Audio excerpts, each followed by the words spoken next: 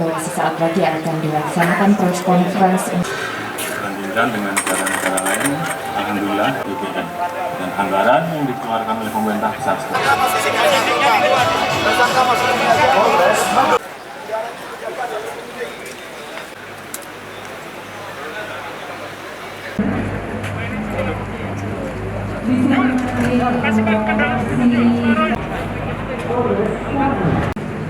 Selamat siang rekan-rekan, untuk jajaran agar diperhatikan.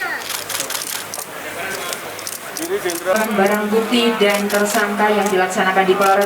Hari ini kita lakukan ungkap kasus jajaran Polda Jawa Tengah terkait migas.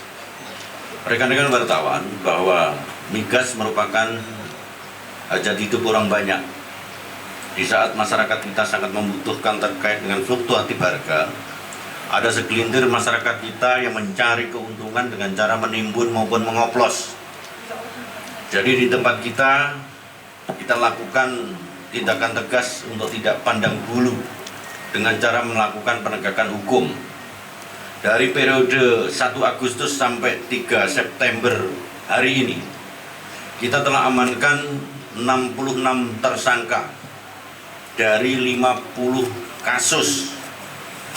Barang buktinya yang di depan kalian ini ada 15 kendaraan tangki, tetapi kalau kita kompilir seluruh Jawa Tengah ada 38 truk tangki sebagai barang bukti dengan komposisi solar 81 ton, pertalite 3,2 ton, mobil tangki 38 unit, motor 6 unit, tandon kapasitas 1000 liter ada 40 buah dengan estimasi kerugian negara 11 miliar 105 juta 164 ribu.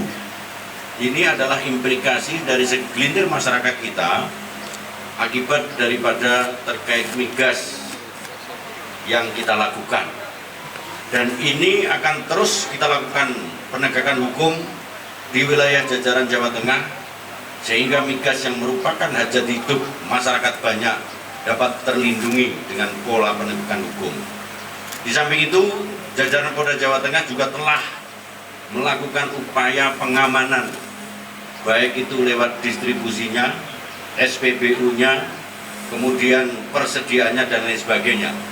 Prinsip jajaran Polda Jawa Tengah dengan stakeholder yang ada, baik itu Pertamina, Kodam 4 Diponegoro maupun Muspida akan bahu-membahu dalam rangka penetrasi hal tersebut.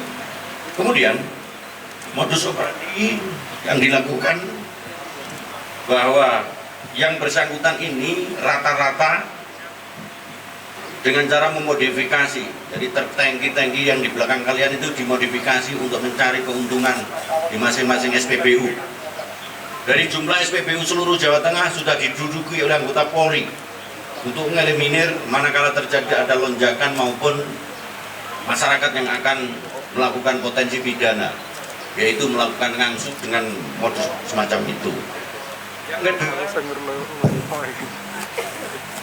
menimbun. Jadi hasil kencingan helikopter atau apapun bentuknya itu ditimbun untuk mencari keuntungan adanya subsidi maupun fluktuatif harga. Yang kedua, dia mengoplos.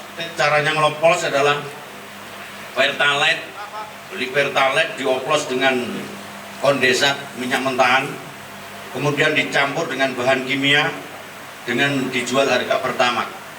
Itu mencari keuntungan. Di samping itu, para pelaku juga menjual dengan lintas provinsi. Mengolahnya itu di Jawa Tengah, kemudian jualnya lintas provinsi maupun di perusahaan-perusahaan yang itu sudah terdeteksi oleh jajaran kriminal khusus Polda Jawa Tengah. Motifnya, pelaku menggunakan kendaraan, kemudian menjual, menimbun, kemudian dijual kembali dengan mendapatkan keuntungan lebih dengan disparitas harga. Ini semua karena lemahnya pengamanan kita. Oleh karena itu, sudah saya perintahkan seluruh jajaran Polda, baik itu lewat Babin, Polsek, Polres, tidak ada wilayah SPBU kita yang tidak diduduki anggota kita dalam rangka pola pengamanan. Rekan-rekan sekalian, ada beberapa kasus yang sangat menonjol. Kasus menonjol di wilayah Kudus. Jadi wilayah Kudus itu bisa amankan 12 ton. 12 ton itu dilakukan oleh korporasi. Salah satu PT namanya PT ASS dengan biosolar. Ini sangat-sangat fluktuatif sekali, di mana korporasi ini juga sama modus operandinya dengan yang lain. Jadi 12 ton diamankan oleh anggota kita dari 2 orang tersangka dari PT ASS. Ini akan kita kembangkan karena saya yakin bahwa ini adalah modus baru yang bisa ditiru oleh para korporasi yang lain. Oleh karena itu himbauan saya kepada masyarakat, ulangi, kepada masyarakat yang potensi untuk melakukan pelanggaran, baik itu sifatnya perorangan maupun koperasi, akan kita tegakkan. Terakhir, upaya Polda Jawa Tengah, satu, saya himbau masyarakat tidak melakukan panik buying. Wis ora usah gubuk, ora usah gerusak-gerusu, ora usah panik terkait dengan kenaikan harga BBM ini. Yang kedua, kita akan awasi seluruh jalur distribusi hingga tepat sasaran dan tidak disalahgunakan.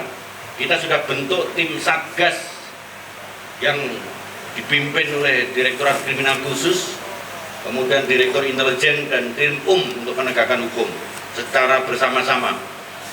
Yang ketiga, kita koordinasi dengan instansi terkait dengan penyaluran BLT kepada masyarakat. Ini pun sudah kita bentuk tim, sehingga beban kepada masyarakat kita bisa kita kurangi dengan adanya BLT dari pemerintah. Kemudian yang terakhir, yang keempat adalah kita penempatkan anggota di seluruh SPBU, sehingga tidak ada wilayah kita yang nanti terjadi adanya suatu disparitas atau spekulan, apalagi sampai masyarakat kita mengganggu adanya jalur distribusi, baik itu dilewat kilangnya, kemudian deponya, sampai ke pom bensinnya, bahkan sampai ke pembelinya. Itu adalah gambaran ungkap kasus hari ini. Semoga pengungkapan kasus ini akan menjadi trigger pelajaran bagi para pelaku untuk tidak melakukan suatu tindak pidana migas di wilayah jajaran Polda Jawa Tengah dan Kota Semarang. Kawan-kawan wartawan, untuk kesekian kalinya saya mengucapkan terima kasih pada Polda Jawa Tengah dan seluruh jajarannya karena sangat sigap, cepat tanggap, terutama untuk bisa mengatasi persoalan-persoalan kriminal yang merisaukan masyarakat khususnya di Semarang. Jadi dengan kondisi yang cepat seperti ini, masyarakat insya Allah nanti akan menjadi lebih tenang dan nyaman. Kita paham situasinya hari ini mungkin buat sebagian orang menjadi potensi untuk mereka memperkaya keuntungan pribadinya. Tapi dengan upaya yang cepat dari Polda ini, saya yakin tidak akan muncul lagi potensi-potensi itu, dan Jawa Tengah maupun Semarang menjadi wilayah yang semakin kondusif dan nyaman. Terima kasih. Ikuti terus update terbaru dari sosial media Tribun Jateng.